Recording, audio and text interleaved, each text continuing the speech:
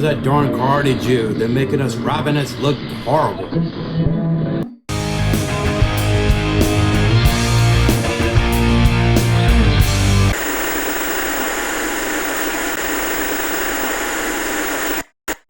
If you've enjoyed this program, please click like and subscribe.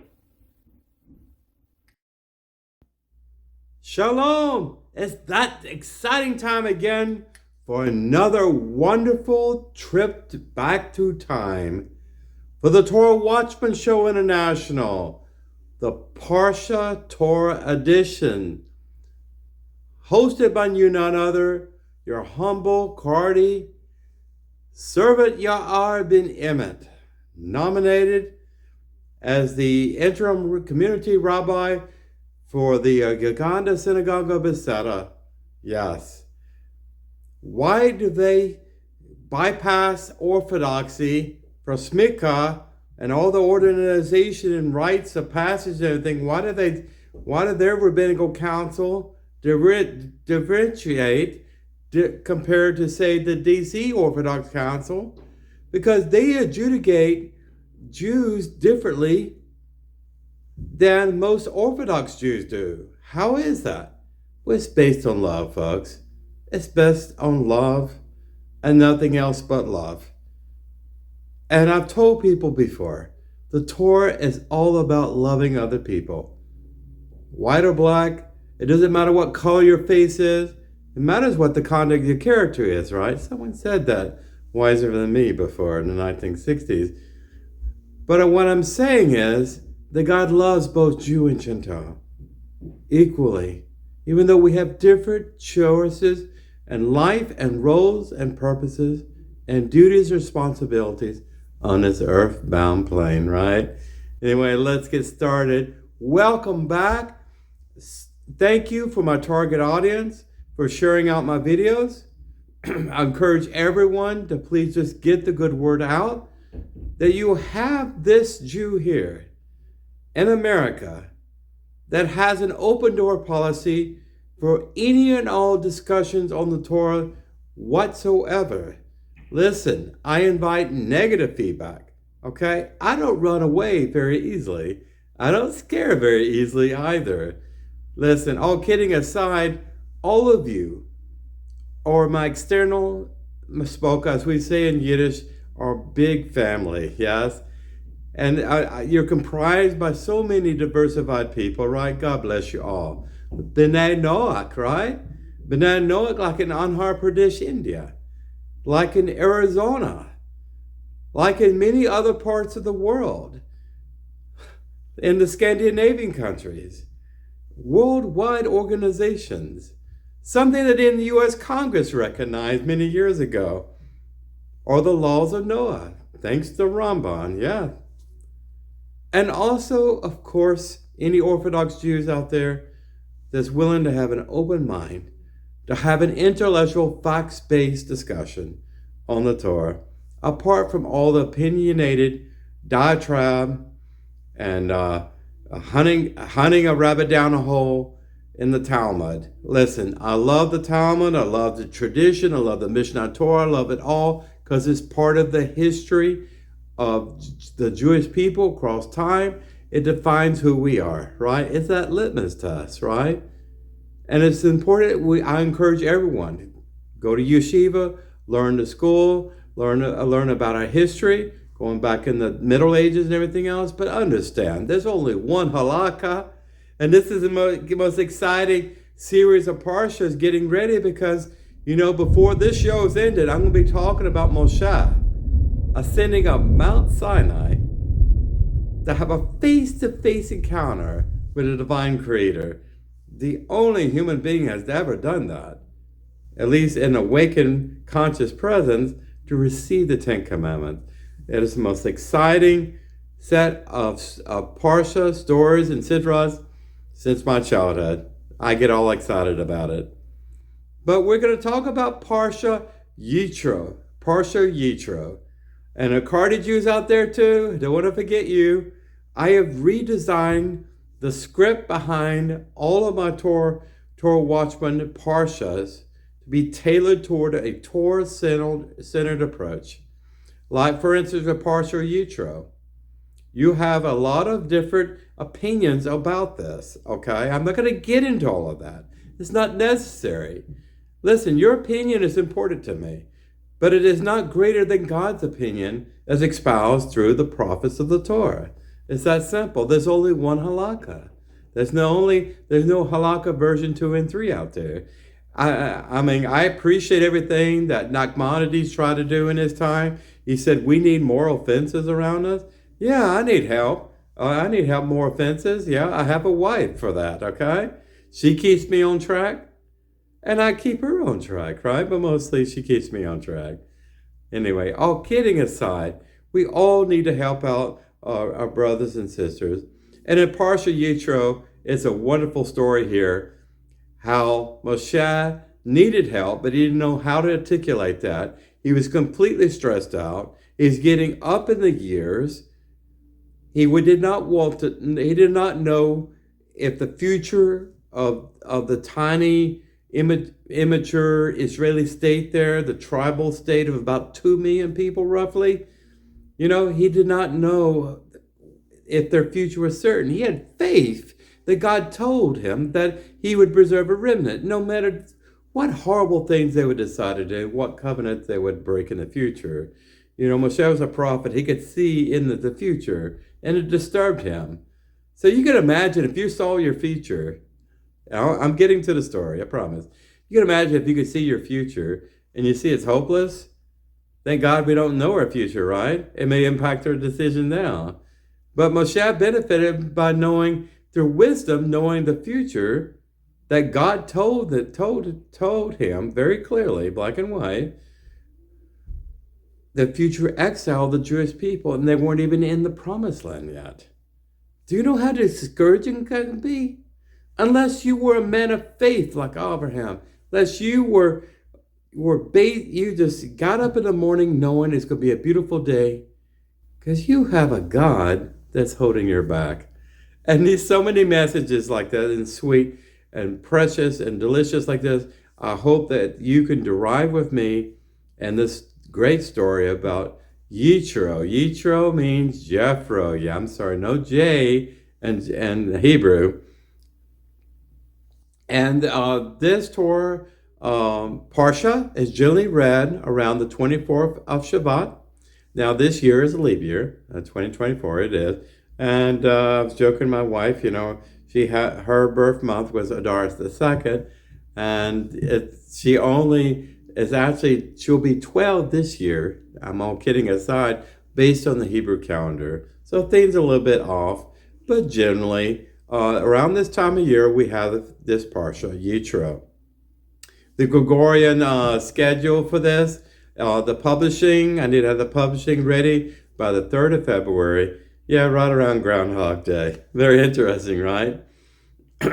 So if you want to turn with me the book of Shemot or Exodus, I'm going to be reading from chapter 18, verse 1, through chapter 20, verse 23. Okay? As a general overview, in this week's reading of Yitro, Moshe's father-in-law center on stage as a starring role. Yes, special contribution from Jethro. Moshe is briefly sidelined for his father-in-law. How many sons and how many husbands or men have good or bad relationship with their father-in-law? Well, Moshe had a very precious relationship with his father-in-law. I think he even perceived him as a father figure. Who knows? But anyway, Yitro arrives. But he doesn't arrive alone. He brings his tribal party of Midianites, essentially. Sometimes he referred to himself as an Ishmaelite. At least his faith was Ishmaelite. Remember, Ishmael actually one time believed in one true God, just as Moses did, just as Isaac did, but he drifted, into paganism. So, the sons and daughters of Ishmael essentially intermarried with the ancient descendants of Lot's incestuous relationship with his daughters. Yeah, the king of Midian and all that area. By the way, if you want to look at that amount, and I'll put it up here, I would like to quickly interject this. Something that is highly debatable. The site for Midian, the place of Jethro's ancestors, the Midianites, Ishmaelites, that kind of blended tribally. It would have been impossible for when Moshe initially escaped Egypt, after the Pharaoh's capital punishment edict against them. How could Moshe, one person with limited rations, everything else, and there's not a lot of detail. He did not go on a long pilgrimage. It's not in the Torah to describe a long pilgrimage. That he went all the way across the Sinai Peninsula and went across the Port Aqaba to Midian on the other side there of southwestern Saudi Arabia. I may want to interject real quickly before we talk about Mount Sinai, because the traditional belief that Mount Sinai was actually in the Sinai Peninsula, close to Mount Horeb in the land of Midian, in the southwestern part of the Sinai Peninsula. But let's have a logical conclusion here, okay? Ancient Midian was in southwestern Sinai Peninsula, okay? And it could have been that Mount Horeb was there, and it is a mountainous region there. So Mount Horeb is not necessarily the mountain of God or the highest peak of Mount Sinai, which is traditionally and confirmed this day and time, based on archaeological evidence, that it was actually in southwestern Saudi Arabia. So you have Midian, southwestern Sinai Peninsula, and you have the mountain of God, Mount Sinai, and approximately southwestern Saudi Arabia. Land of Midian, that Moshe had retreated initially from Egypt when he escaped the Pharaoh's edict for capital punishment for what he did. He went to that area, and it's the Sinai Peninsula toward the southwestern coastal area of that, inland into the mountain areas. There's confusion about Mount Horeb. Remember, Moshe actually met the burning bush, had that encounter on Mount Horeb.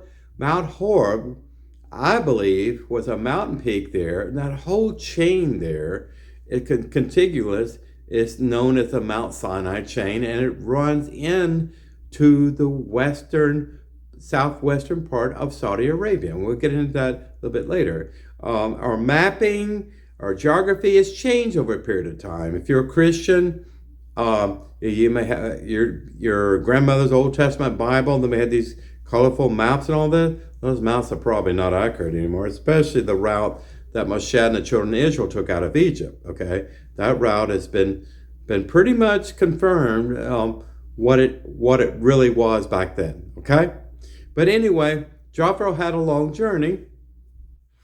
He traveled from the land of Midian. And the children of Israel at this time was in a large wilderness area known as the wilderness of Sin. You may say Sin, Zen, but I think it's transliterated to a letter Z for emphasis, okay? Not very, very important.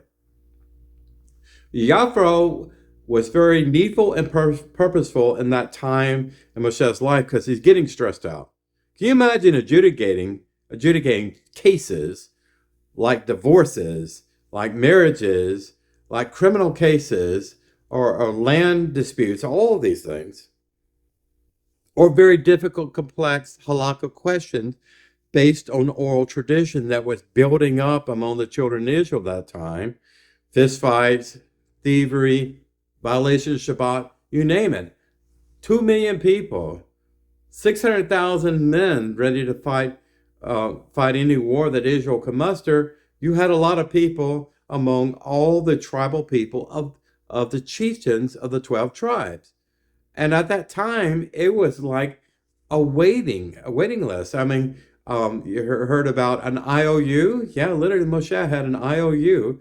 And sometimes he didn't get to people he had scheduled weeks and weeks later. Well, Yithro is the first thing he noticed. And he had a package with him. Zipporah, the estranged wife of Moshe, and Gershom, and Elazar.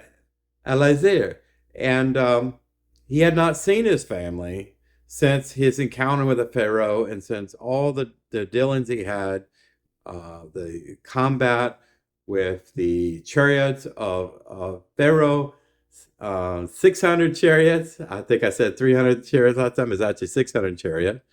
I'm not sure if all of those perished in the Red Sea. That's not germane right now. But anyway, he left at advice of Aaron, according to the Torah, and I'm a little bit confused about that, but it's not very germane. It's not very important. That some way Aaron got a message out to Moshe, hey, don't bring your family. Things are extremely dangerous right now, okay? But anyway, they stayed. Zipporah stayed with her father at that time, until essentially the Jethro, when Moshe left, for Egypt, he didn't know he would see his son-in-law again.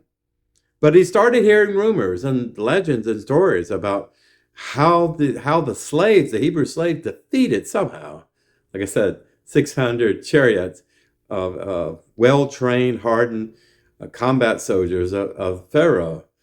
And he thought it was completely miraculous, and it was the news was spreading fast as wildfire through the entire Levant. All the Middle East there knew that this young tribal people, nomads or whatever, people never heard of, and they were calling Hebrews at that time, they were able to escape and do the impossible. And rumors that they had some unknown God, maybe the God of the mountains, the Midianites, that they aspired to around Mount Horeb. Okay, evidently that mountainous area was shaken up quite a bit when Elohim had descended upon that temporarily to get Moshe's attention with the burning bush.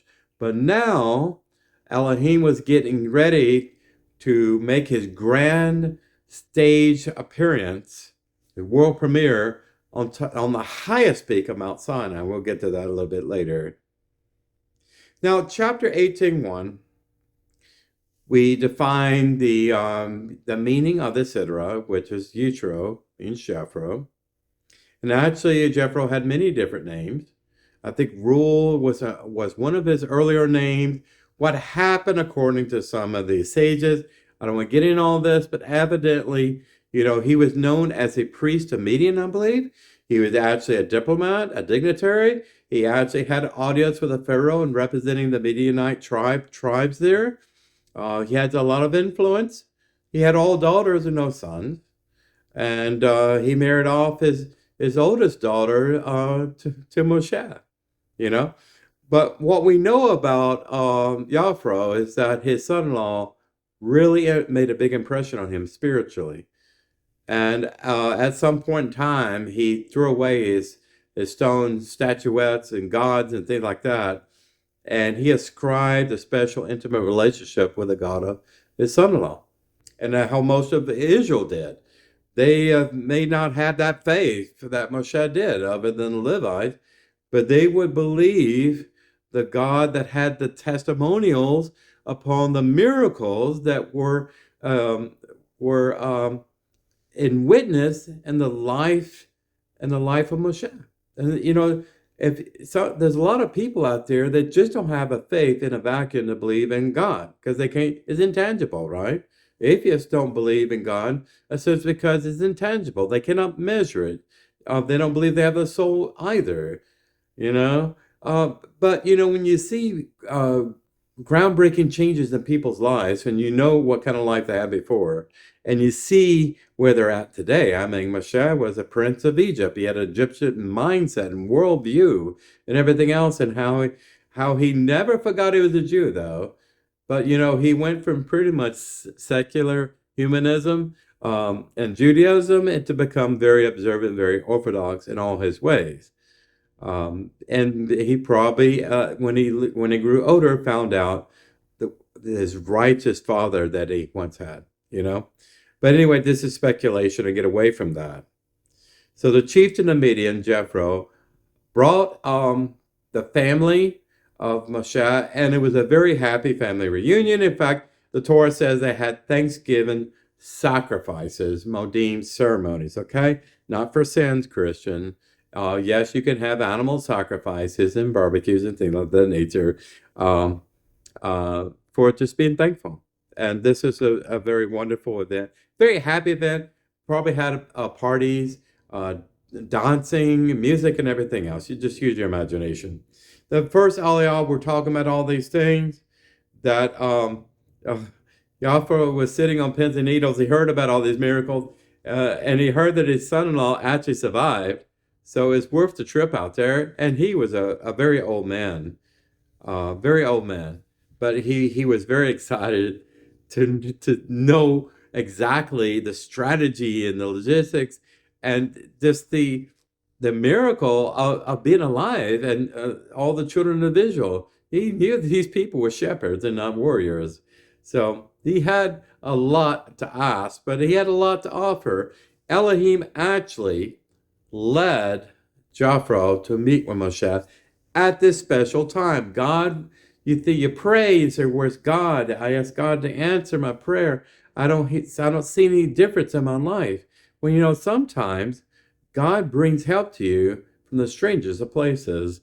So, whether it's friend, family, or just total stranger, when you look for help, don't dismiss help because it's inopportune or maybe a little bit awkward. Okay? Of course, Moshe was talking about all the wonderful things that Jehovah had done in his life. Yahweh thanked Jehovah for all the miracles and offering thanksgiving sacrifices. So there was in verbiage and descriptors as far as the name of the God of Moshe was morphing and changing from Elohim. The God of the mountain, was known as Elohim, which is a general, universal, generic name for God.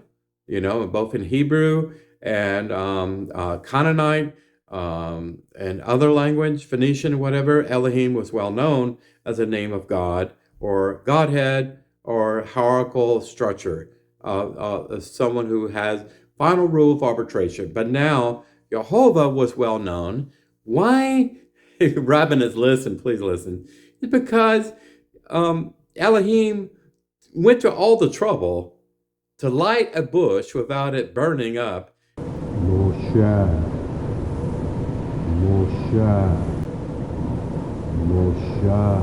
come to me.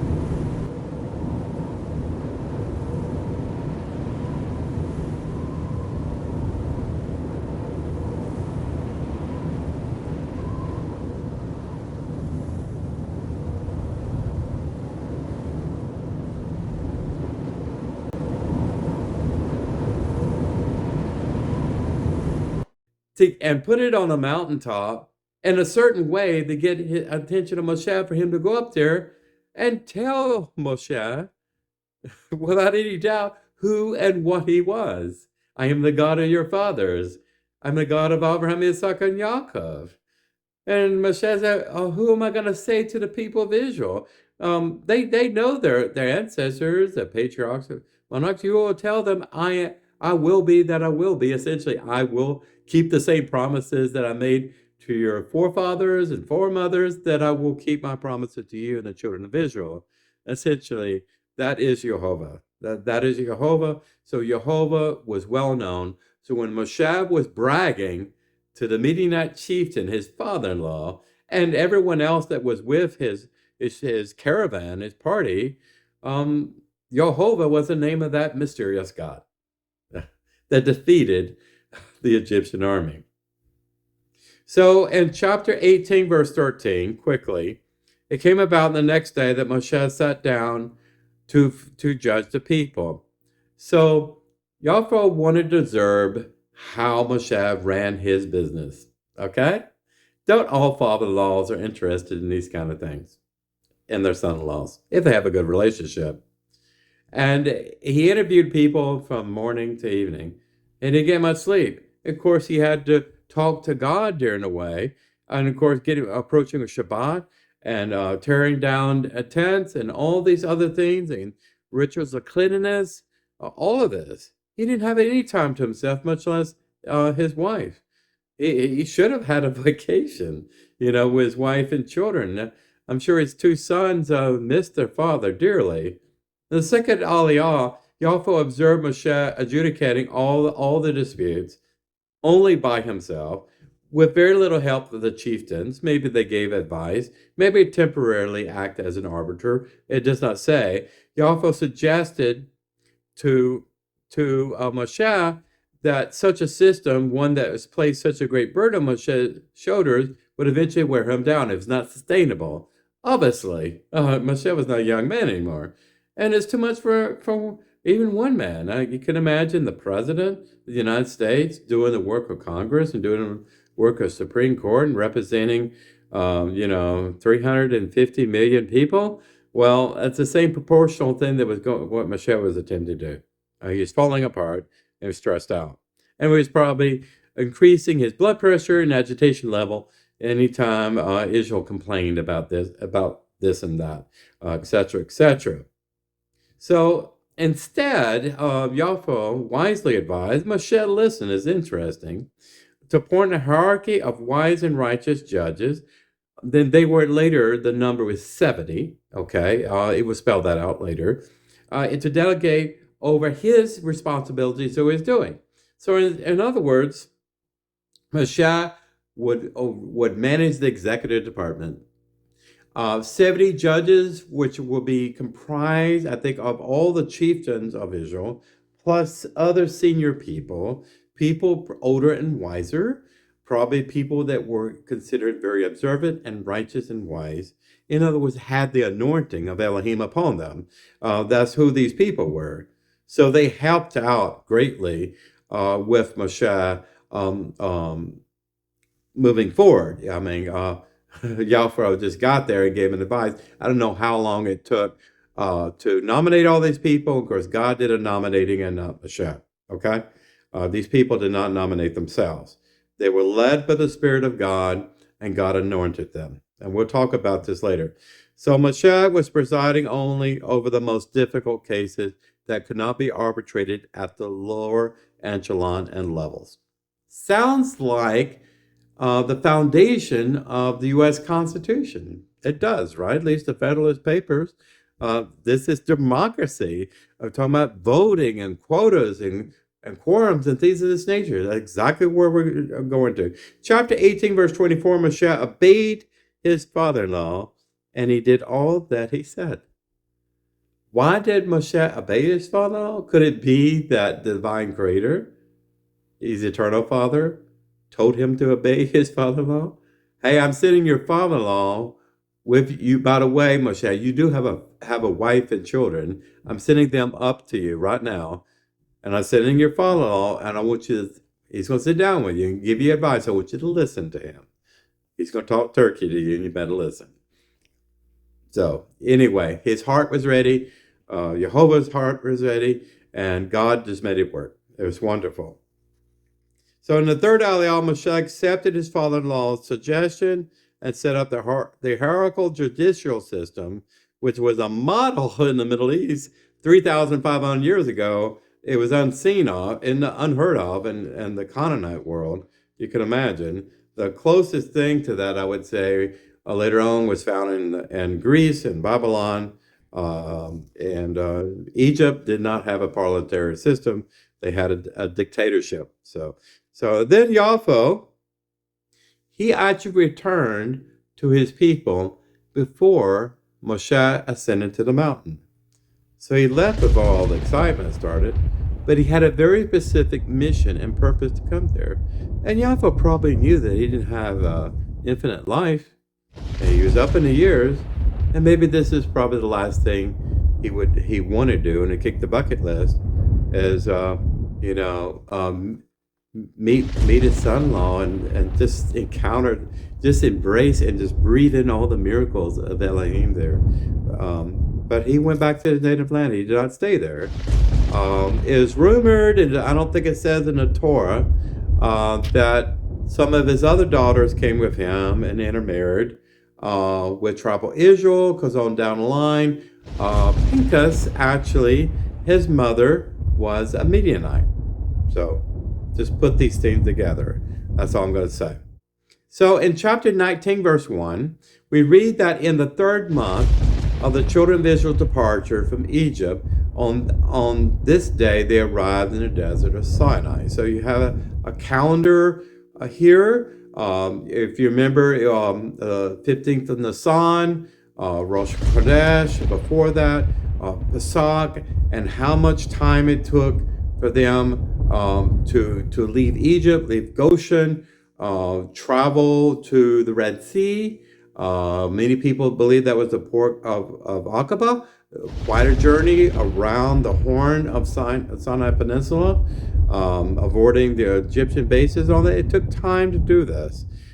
So it was the third month in the calendar system here.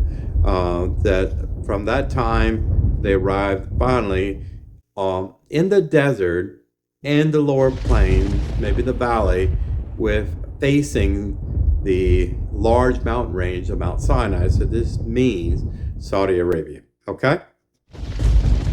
And they were going in circles, by the way, circumventing Amalekites, Philistines, and other warring tribal people. In the fourth Aliyah, it says actually 6 weeks after leaving Egypt, the Israelites arrived in the Sinai desert and encamped at the foot of the mount. Can you imagine how beautiful it is, and the stars and everything else? Anyway, of course, you had the cloud of glory following the children of Israel, leading them where to travel and move their tents and their camels and donkeys and people everywhere too. God led the way with the cloud, both day and night, and the children of Israel followed. And God led them just before the foot of the mountain chain of Mount Sinai. Okay? I guess there were storm clouds beginning to gather around the mountain. I don't know. Just use your imagination. So Jehovah gave them a message to transmit to all the people. Including the message was Jehovah's designation of the Israelites as his precious treasure out of all the people. Do you hear that, Israel? Do you hear that, mothers that are mourning for your children that were murdered by Hamas? Do you hear that, Israel? That you are still precious in the eyes of God. I cannot explain what happened to you on October 7th, but things did happen for a reason, and they got the world's attention. And maybe that was the last trigger, per se, to encourage the rest of Jews throughout the diaspora to move back to Israel and help to establish the kingdom managed by the Mashiach. I just had to say that. But you are my precious treasure among all the peoples, all the tribes and nations of the earth, a kingdom of princes and a holy nation. Kodesh. Yeah, a holy nation. So if you're chosen by God, you're chosen for holy and righteous purposes. And whoever's out there listening to this video, Jew or Gentile, Noahide, or indifferent, you are chosen for something greater than what this world has chosen you for.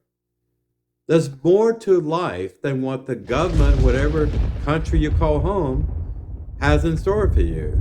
Something greater than your government. And whether you are born of a Jewish mother or Jewish father or not, if you accept that testimonial upon your life, then you acknowledge that you are a precious child, a holy treasure before Elohim. I thought that was precious. So in chapter 19, verse 7, Moshe came and summoned the elders of Israel and placed them all in their minds and hearts and souls all the words. And Moshe articulated all this to the children of Israel. They were becoming very anxious because they knew that something great and wonderful and maybe terrifying was about to happen. You hear about the Jews' trembling knee? Yes. So in the fifth Aliyah, Moshe conveyed to the people Jehovah's words. It did comfort a lot of people, and this is exactly what they needed to hear. And the people, in turn, accepted upon themselves to do all the Jehovah commands of them. Now, at this time, temporarily at least, the children of Israel were amicable toward the messaging of Moshe. I'm to consider that through Moshe's work, that he effectively defeated the entire Egyptian army. He also cracked open rocks in the desert and brought forth water. He also talked to the big guy upstairs about bringing manna and quail. He also helped them defeat their enemies like the Amalekites. There's many testimonials there, and they have many more reasons to believe in the God of Moshe than to believe in the pagan gods around them. Now, Jehovah then instructed Moshe to have the Israelites prepare themselves. Okay? Prepare themselves to meet the king. Because in 3 days' time, he would reveal himself on top of the mountain to the entire nation. I want to emphasize this. I said before that only the prophet Moshe, the greatest of all prophets, only second to, first to Eliyahu, which I see is the greatest of all prophets after Moshe, only he could see God face to face without dying. But the rare opportunity here that Elohim was reconfiguring that mountain, reconfiguring the ground that every Jewish foot, young and old, would stand there, cleanse them and anoint them in a certain way that they would not die, because God would reveal his face and his throne and his essence, his nefesh there before the entire nation, and a one-time experience.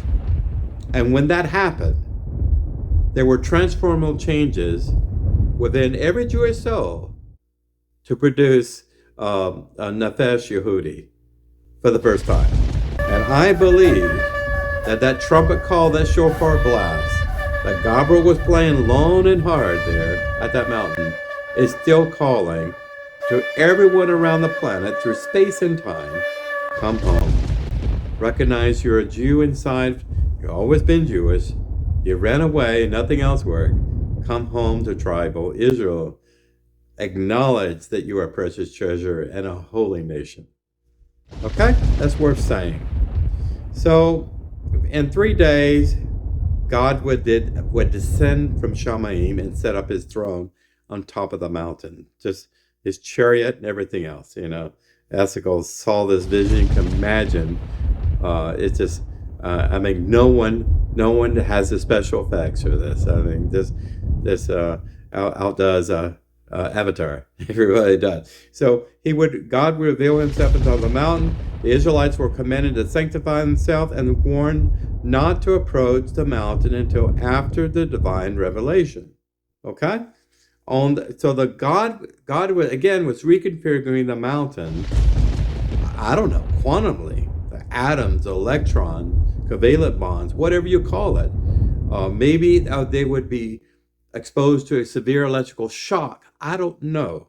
But it says here the mountain, the surrounding area was being prepared, and it took 3 days for this until God would actually reveal his divine presence to every mortal there. Okay? So on the morning of the third day, a lot of atmospheric things happened. The ground began to quake, minor tremors, larger earthquakes, thunderstorm, cumulonimbus activity upon the very peak of Mount Sinai. To this day, there's the highest peak in Mount Sinai, and other people have seen this from airplanes, everything else, as blackened. And there's no evidence that these mountains were exposed to anything remotely similar to volcanic activity. But it looks like at some point in time, the top of that mountain was burned. And you can see it today. So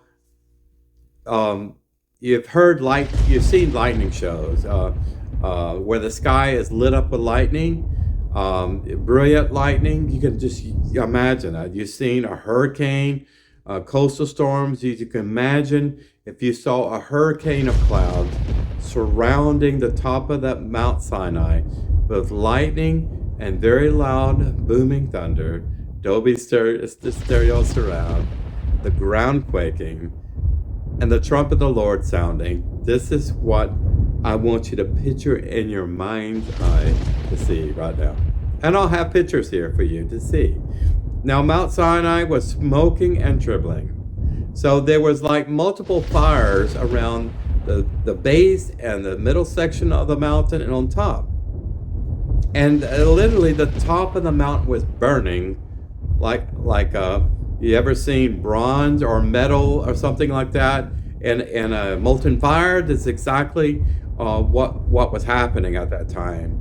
So as the children of Israel were waiting there, and I envisioned that everyone was probably on their knees and had their heads to the ground, worshiping God, fearful, unlike some rabbinites that just bend their knees repetitively because they don't even know why.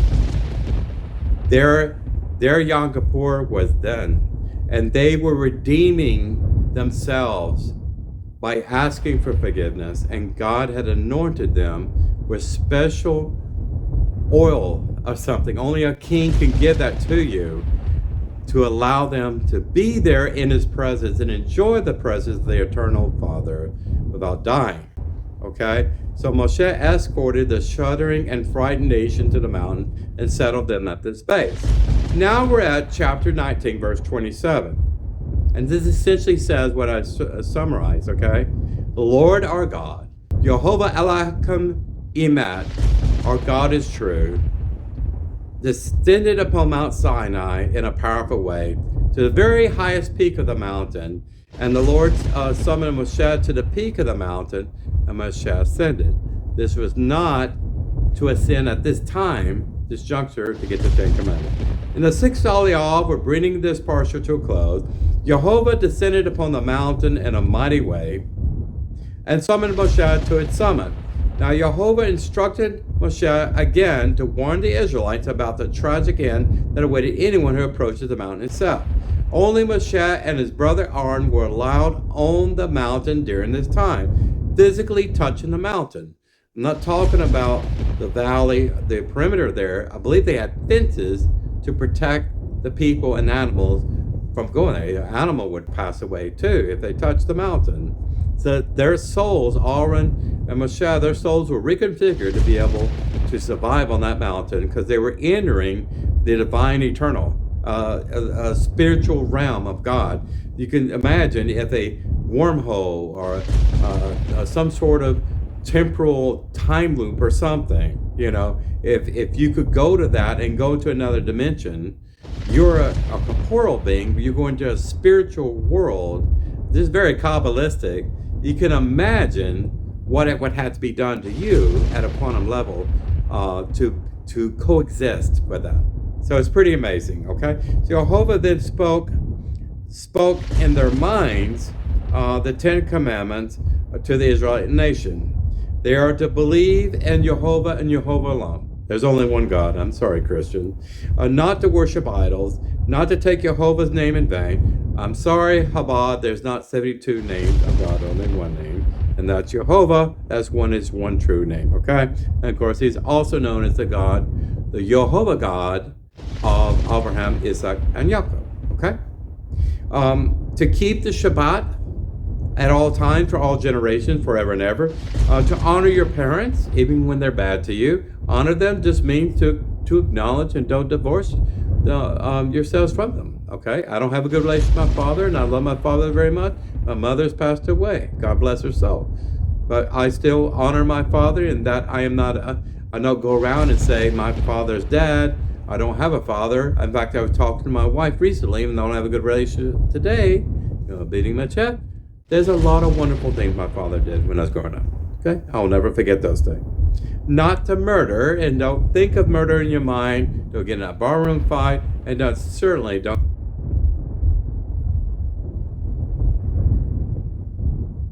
conflicts and negativity that leads to homicide and all of this. Okay? This is self-explanatory. In fact, that's one of the Noahide laws. Okay? Not to commit adultery. Don't cheat on your wife. Cheating on God is like cheating on your wife. It's pretty much the same thing. Not to steal. Law modification, whatever. You have to make retribution. Not to bear false witness. You can destroy someone's reputation, and that's equal to murder when you destroy someone's life totally, that they can't defend themselves because you have more authority than them as a public figure, and you're saying horrible, nefarious things about them, okay?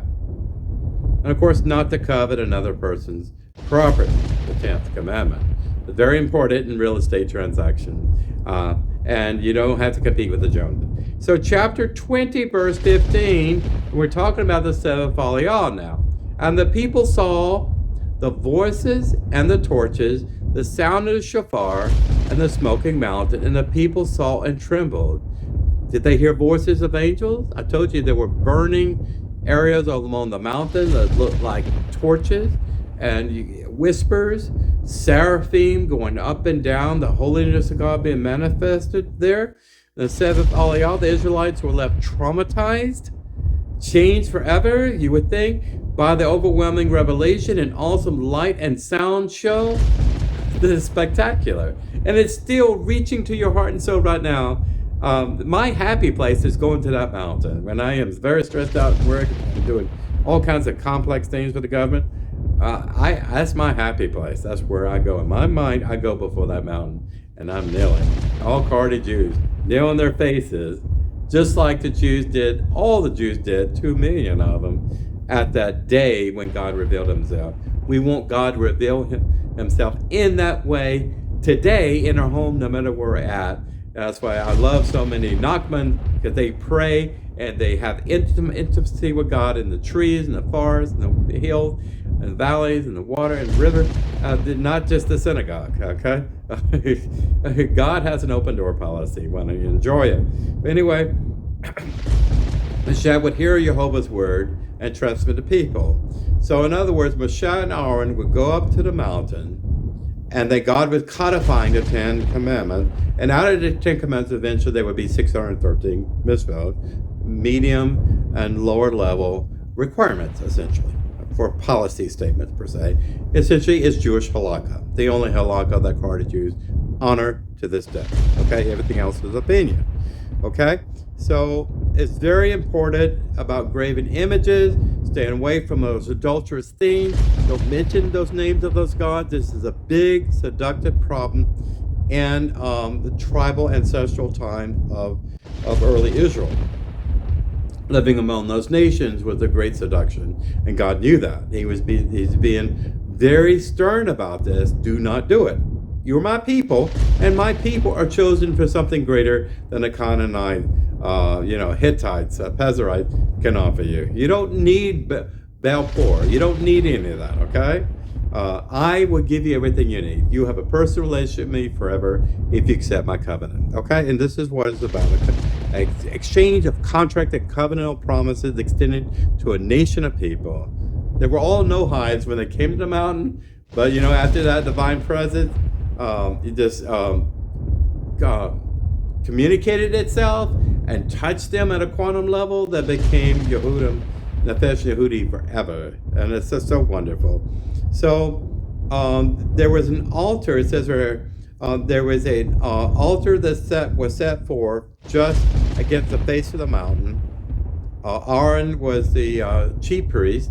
Kohen Gadol, he was officiating all this. The altar of stone shall not be hewn of iron implements, the natural construction, nor should there be steps leading up to the top of the altar.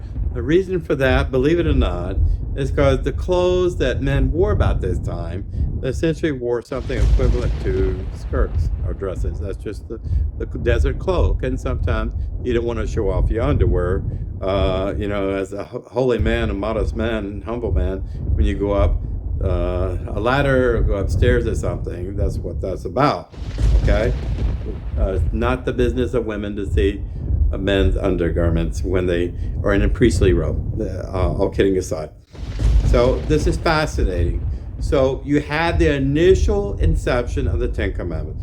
Now, some of them were implied, some of them were known, and Goshen, like Passover, like Rosh Chodesh, respecting the new moon, the first of the month. That was a special holy time. Shabbat was loosely known. Remember the initial laws about manna and quail, about you get extra 2 omers of omer on Friday, so you have enough food to sustain you without going out in the field and collecting more manna. Some people disobeyed that, but that was all about Shabbat then. And now it was actually codified to Moshe and Aaron. They both heard that. Now, I'm sure actually that was articulated to them. They wrote it down. They probably took a scroll with them and some writing utensil and wrote down the notes very quickly, okay? And so then they could start discussing that, and the judges can start using that as policy statements to righteously judge Israel. Okay? Quickly, the Haftarah, you can go to Yeshayahu, Isaiah chapter 6:2. I have a quick verse here because I love this verse. Seraphim stood above for him, six wings to each one. With two he would cover his face, and two he would cover his feet. Imagine, and with two he would fly. You know, cartridges take off their shoes when we pray. Rabbinets don't. The seraphim covered their feet in humility. That covered their eyes, like when we say Shema, we do that. Of course, with two wings they flew. And this kind of spiritual, supernatural events that prophets like Isaiah,